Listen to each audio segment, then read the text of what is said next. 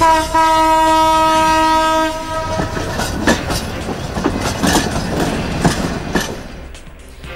থেকেই সারা দেশে রেল যোগাযোগ শুরু। মধ্যরাতে সরকারের আশ্বাসে কর্মবিরতি প্রত্যাহার। শিডিউল বিপর্যয়ে ভোগান্তিতে যাত্রীরা।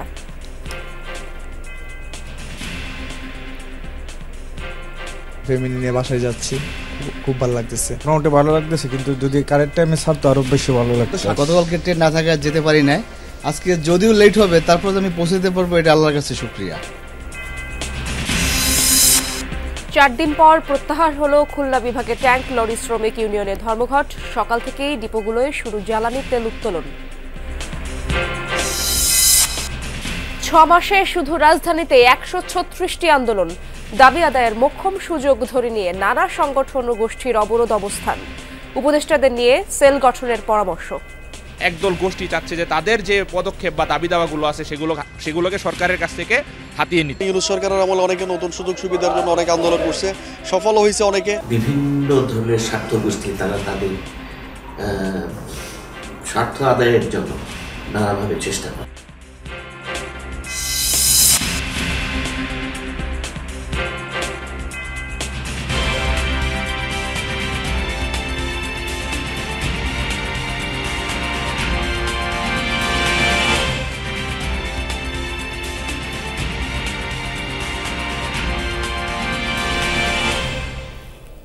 আমন্ত্রণ যমুনা নিউজে, আপনাদের সঙ্গে আছি আমি ইশরাত জাহান। এতক্ষণ শিরোনাম দেখছিলেন। রেলওয়ের রানিং স্টাফদের ধর্মঘট প্রত্যাহারের ফলে সকাল থেকে সারা দেশে চালু হয়েছে ট্রেন চলাচল। তবে অধিকাংশ ট্রেন প্রায় যাত্রী শূন্য, আর শিডিউল বিপর্যয়ের কারণে ভোগান্তিতে পড়ছেন যাত্রীরা। বুধবার সকালে রাজশাহীগামী ধূমকেতু এক্সপ্রেসের যাত্রার মাধ্যমে ট্রেন চলাচল শুরু হলেও শিডিউল বিপর্যয়ের পরে অন্যান্য ট্রেনগুলো সকাল 7টায় সময় দেওয়া হলেও প্রায় 1 ঘন্টা দেরিতে চট্টগ্রামের উদ্দেশ্যে যাত্রা শুরু করে সোনার বাংলা এক্সপ্রেস। কক্সবাজারগামী পর্যটক এক্সপ্রেসের যাত্রা শুরুতে দেরি হয় 2.5 ঘন্টা। ধর্মঘটের পর ট্রেন চলাচল স্বাভাবিক হলেও শিডিউল বিপর্যয়ে ভোগান্তিতে থাকা যাত্রীরা বলছেন স্বাচ্ছন্দ্যের যাত্রায় বিপাকে পড়েছেন তারা। ট্রেনের মতন গণপরিবহন চলাচল বন্ধ হওয়ার আগেই সমস্যা সমাধানের গুরুত্ব দেওয়ার অনুরোধ জানান যাত্রীরা।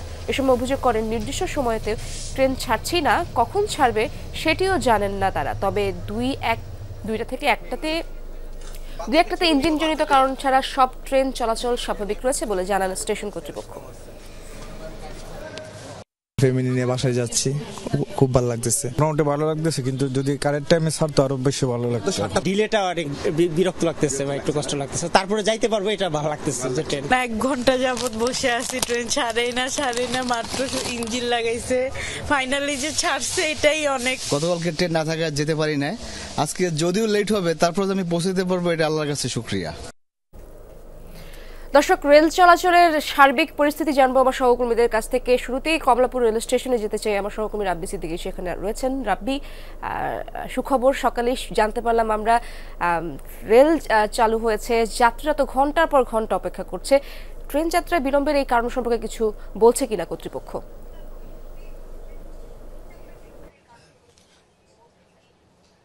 ইসরাত, আসলেই সুখবর যাত্রীদের জন্য, সেই সাথে রেল কর্তৃপক্ষের জন্য তো অবশ্যই, কারণ কালকের দিনটা যে ভোগান্তি গেছে সেটা তো অবর্ণনীয়।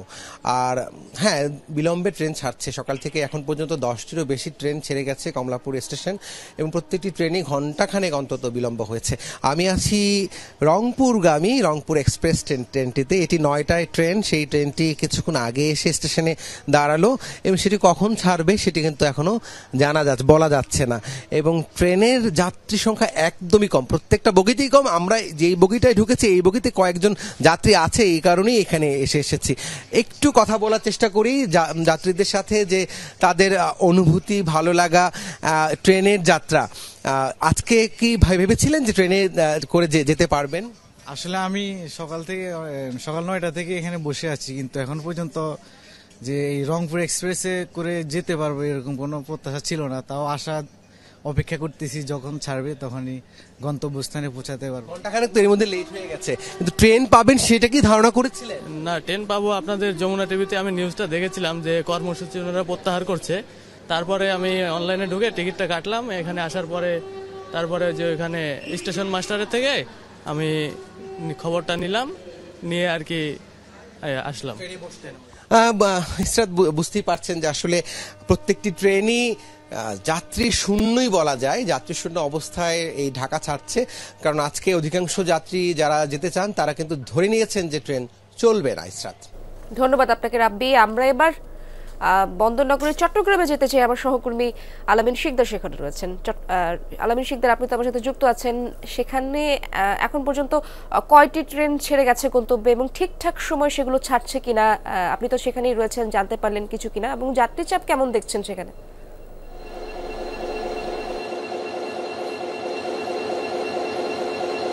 ইশরাত, প্রথমে ট্রেনের শিডিউলগুলোর কথাই বলি। এখন পর্যন্ত 3টি ট্রেন এখান থেকে ছেড়ে গেছে এবং প্রতিটি ট্রেনেই কিন্তু আমরা দেখেছি 1 থেকে 2 ঘন্টার মতো শিডিউল বিপর্যয় হয়েছে।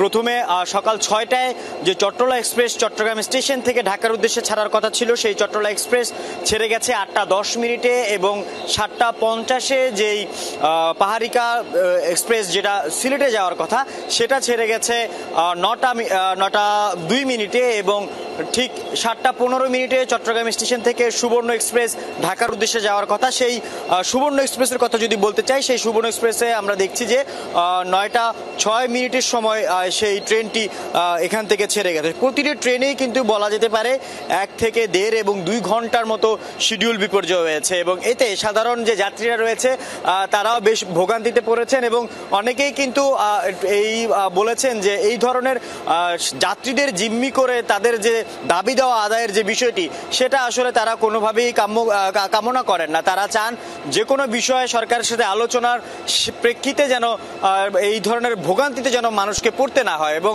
আমরা দেখেছি যে এই আন্দোলনের কারণে, এই কর্মবিরতির কারণে, যেহেতু মধ্যরাতে একটি সিদ্ধান্ত এসেছে যে তারা কর্মবিরতি তুলে নিয়েছে, তাদেরকে আশ্বাস দেওয়া হয়েছে, এর খবরটাই কিন্তু অনেকে জানতে পারেনি। তার কারণে সকালের যে ট্রেনগুলো ছিল সেগুলো যাত্রীদের জন্য আমরা দেখেছি যে শিডিউল বিপর্যয় করেছে, অনেকটা সময় নিয়ে ট্রেনগুলো ছেড়েছে।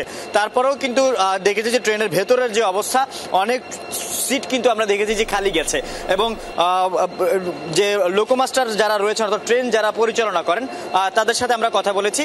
তারাও ঠিক যেই সময়টিতে জানতে পারেন যে তাদের কর্মবিরতি তুলে নেওয়া হয়েছে, এরপরে তারা যেখানে ছিলেন সেখান থেকে তাদের ইয়ার্ডে গিয়ে সেখান থেকে তাদের যে ইঞ্জিন সেগুলো নিয়ে আবার স্টেশনে আসা, পুরো ট্রেনটাকে নিয়ে আসা, যাত্রীদেরকে নিয়ে যাওয়া, এর কারণে একটি শিডিউল বিপর্যয় হয়েছে।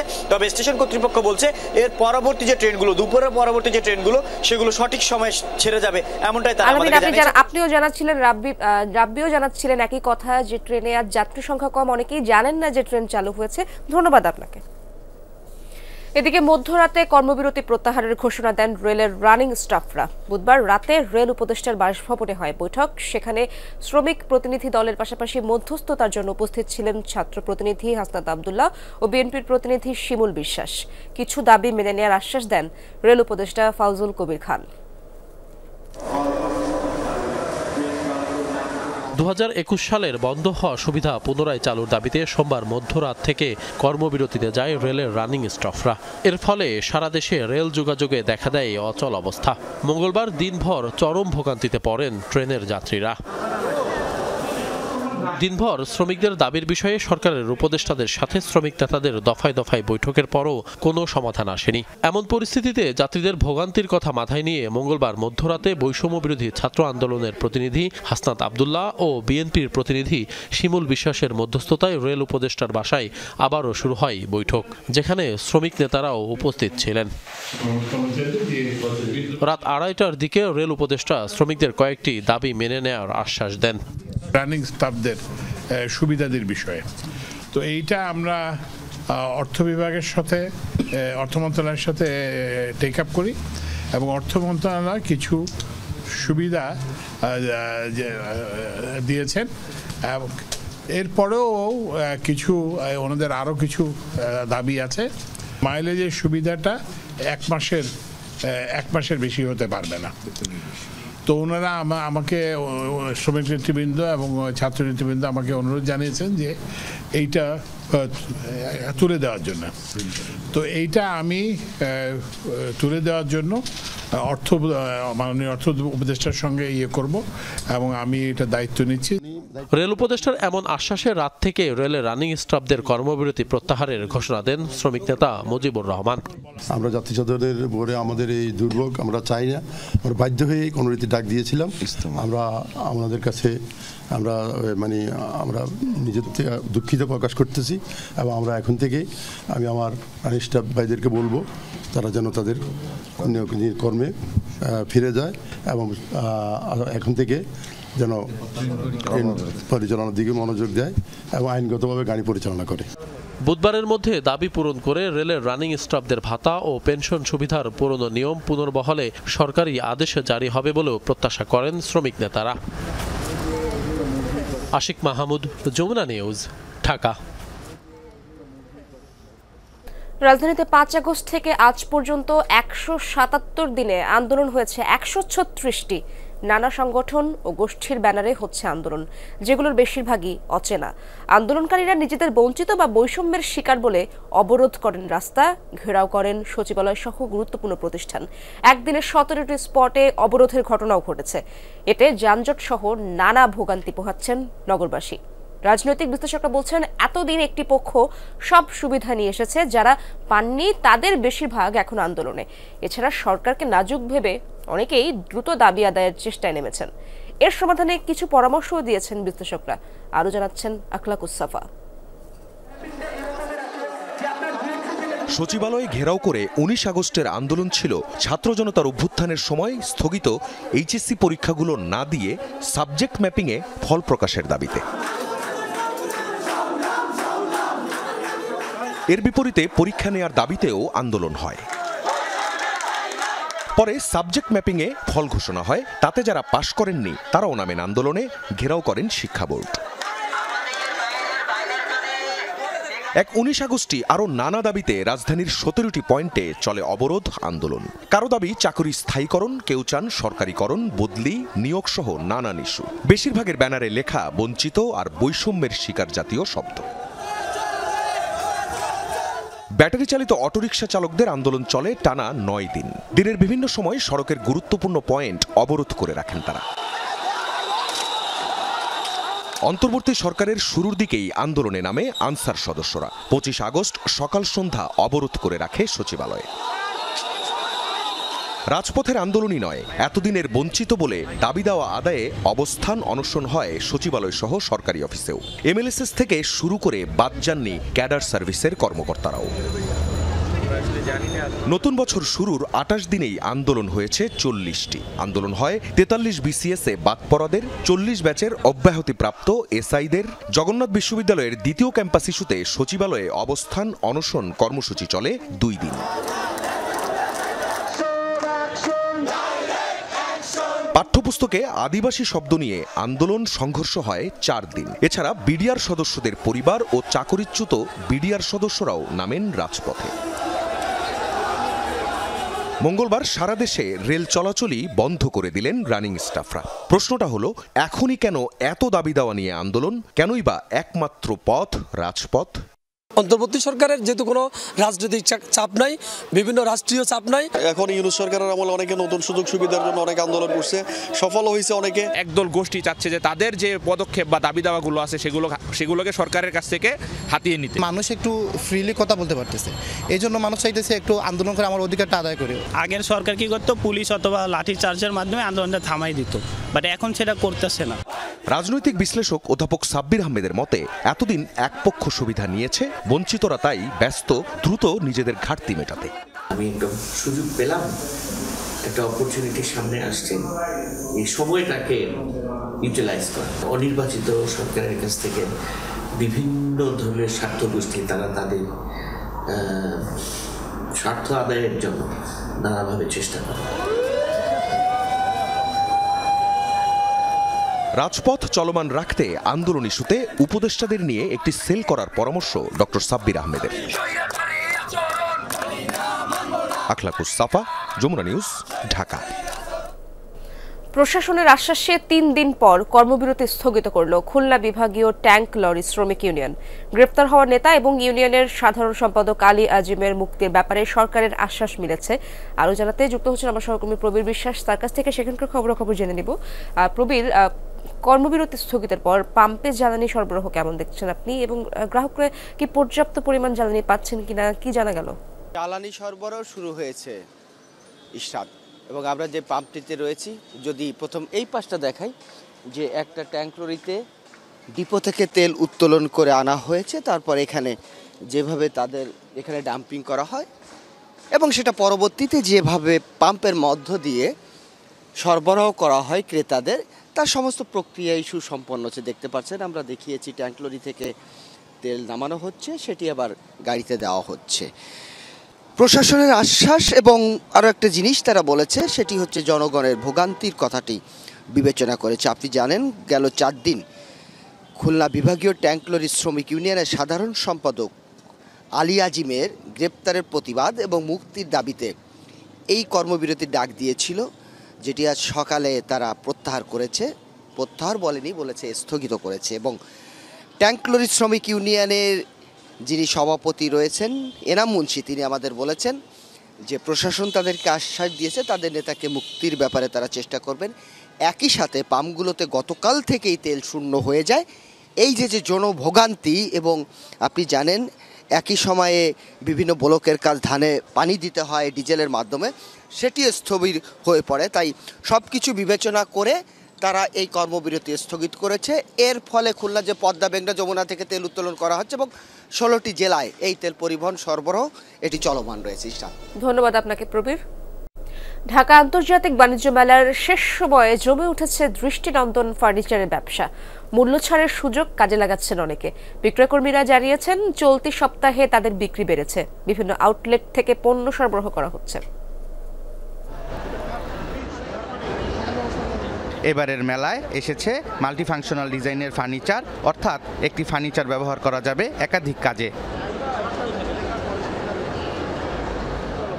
মেলার শেষ সময়ে ফার্নিচারের বিভিন্ন প্যাভিলিয়নে মূল্য ছাড়ের সুযোগ নিচ্ছেন ক্রেতা দর্শনার্থীরা। এখানে অনেক নতুন ধরনের ডিজাইন দেখতে পাচ্ছি, যেটা সাধারণত দেখা যায় যে শোরুমগুলোতে থাকে না। ট্রলি নিয়েছি, আর নেক্সট সোফাটা দেখতেছি। সোফা দেখছি, ভালো লাগছে, খাটের ডিজাইনটা ভালো লাগলো, কিছু নতুন চেয়ার দেখছি নতুন মডেলের।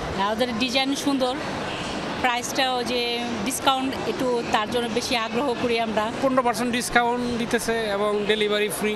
এগুলো খুবই সুন্দর, মানে মনে হচ্ছে যেন এটা ছেড়ে এটাই নেই, এটা ছেড়ে এটাই নেই, এরকম মনে হচ্ছে। সব ধরনের ক্রেতা চাহিদার কথা মাথায় রেখে ফার্নিচারের ডিজাইন এবং দাম নির্ধারণ করেছেন দোকানিরা। জানান, চলতি সপ্তাহে বেচা কেনার চাপ বেড়েছে। সকল কাস্টমার যাতে আমাদের রিচ করতে পারে সেইভাবে আমাদের প্রাইসটা কস্টিং করা হয়েছে। এবং এখানে মধ্যবিত্ত থেকে নিম্ন মধ্যবিত্ত পর্যন্ত আমাদের এই প্রোডাক্টগুলো ইউজের মতো প্রাইসটা সহনীয় মাত্রা রাখা হয়েছে। সোফা আছে 70,200 টাকা আফটার ডিসকাউন্ট, আর সর্বোচ্চ সোফা আছে 1,22,000 সামথিং। আমাদের বেবি সোফা আছে বাচ্চাদের জন্য, এবং টুল আছে বাচ্চাদের জন্য, যেগুলো আছে 8,000 টাকা থেকে শুরু করে 25,000 টাকা পর্যন্ত। আর ডাইনিং টেবিল প্লাস সোফা 2 লক্ষ টাকা পর্যন্ত আছে আমাদের। মধ্যবিত্তের জন্য আসলে আমাদের প্রাইসের রেঞ্জটা ওই মার্কেটে যারা আছেন সব হচ্ছে আশা করতেছে আমাদের প্রোডাক্টের প্রাইস অনেক কম। মেলা থেকে যে কোনো ধরনের ফার্নিচার কিনলেই ক্রেতারা পাচ্ছেন সর্বোচ্চ 15% পর্যন্ত মূল্য ছাড়। সোবহান চৌধুরী, যমুনা নিউজ, নারায়ণগঞ্জ। ভারতের উত্তরপ্রদেশের প্রয়াগরাজে মহাকুম্ভ মেলায় পদদলিত হয়ে কমপক্ষে 15 জনের মৃত্যু হয়েছে। এই ঘটনায় এখন পর্যন্ত আহত হয়েছেন আরও শতাধিক। কর্তৃপক্ষ জানায়, মঙ্গলবার রাত থেকেই পুণ্য স্নান করতে জড়ো হয় লাখ লাখ মানুষ। পরে শুরু হয় হুড়োহুড়ি, আর তাতেই ঘটে পদদলিত হওয়ার ঘটনা। এর মধ্যে আহতদের নেওয়া হয়েছে হাসপাতালে। এই ঘটনার পর কুম্ভ মেলায় নিরাপত্তা বাহিনীর অতিরিক্ত সদস্য মোতায়েন করা হয়েছে। উদ্ধার কাজ চালাচ্ছে বিশেষ বাহিনী, র্যাপিড স্পেশাল ফোর্স। প্রাণহানি আরও বাড়ার শঙ্কা কর্তৃপক্ষের।